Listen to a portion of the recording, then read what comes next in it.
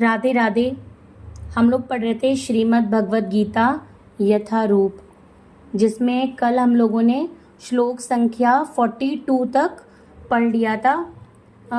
और चैप्टर का नाम था कुरुक्षेत्र के युद्ध स्थल में सैन्य निरीक्षण। आज हम लोग श्लोक संख्या 43 से शुरू करेंगे। उत्सन्न कुल धर्माणां मनुष्याणां जनार्दन नरके नित्यं वासो भवित्यनुश्रूश्रुम। हे प्रजापालक कृष्ण, मैंने गुरु परंपरा से सुना है कि जो लोग कुल धर्म का विनाश करते हैं वे सदैव नरक में वास करते हैं। तात्पर्य: अर्जुन अपने तर्कों को अपने निजी अनुभव पर न आधारित करके आचार्यों से जो सुन रखा है उस पर आधारित करता है। वास्तविक ज्ञान प्राप्त करने की यही विधि है। जिस व्यक्ति ने पहले से ज्ञान प्राप्त कर रखा है उस व्यक्ति की सहायता से बिना कोई भी वास्तविक ज्ञान तक नहीं पहुंच सकता। वर्णाश्रम धर्म की एक पद्धति के अनुसार मृत्यु के पूर्व मनुष्य को पाप कर्मों के लिए प्रायश्चित करना होता है। जो परमात्मा है उसे इस विधि का अवश्य उपयोग करना चाहिए। जो पापात्मा है उसे इस विधि का अवश्य उपयोग करना चाहिए। ऐसा किए बिना मनुष्य निश्चित रूप से नरक भेजा जाएगा, जहां उसे अपने पाप कर्मों के लिए कष्टमय जीवन बिताना होगा।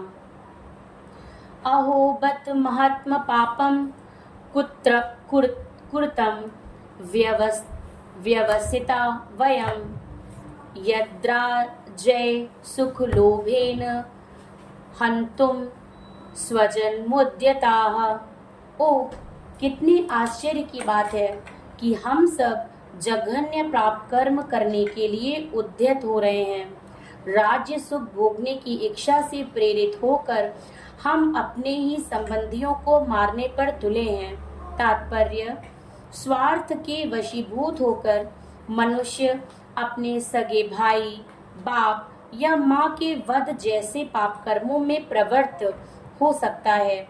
विश्व के इतिहास में ऐसे अनेक उदाहरण मिलते हैं, किंतु भगवान का साधु भक्त होने के कारण अर्जुन सदाचार के प्रति जागरूक है, अतः वह ऐसे कार्यों से बचने का प्रयत्न करता है। यदि मां प्रतीकार मशस्त्रम शस्त्रपाणायः धार्तराष्ट्रारणे हन्युस्तन्मे क्षेमतरं भवेत्। यदि शस्त्रधारी धृतराष्ट्र के पुत्र मुझ निहत्थे पर रणभूत भूमि में प्रतिरोध न करने वाले को मारे तो यह मेरे लिए श्रेयस्कर होगा। तात्पर्य: क्षत्रियों के युद्ध नियमों के अनुसार ऐसी प्रथा है कि निहत्थे तथा विमुख शत्रु पर आक्रमण न किया जाए, किंतु अर्जुन ने निश्चय किया कि शत्रु भले ही इस विषम अवस्था में उस पर आक्रमण कर दे, किंतु वह युद्ध नहीं करेगा। उसने इस पर विचार नहीं किया कि दूसरा दल युद्ध के लिए कितना उद्यत है। इन सब लक्षणों का कारण उसकी दयार्द्रता है, जो भगवान के महान भक्त होने के कारण उत्पन्न हुई। संजय उवाच एव मुक्ताव्रजुनः संख्ये रथोपस्थ उपाविशत विसृज्य सशरं चापं शोक संविघ्न मानसः। संजय ने कहा, युद्ध भूमि में इस प्रकार कहकर अर्जुन ने अपना धनुष तथा बाण एक ओर रख दिया और शोक संतप्त चित्त से रथ के आसन पर बैठ गया।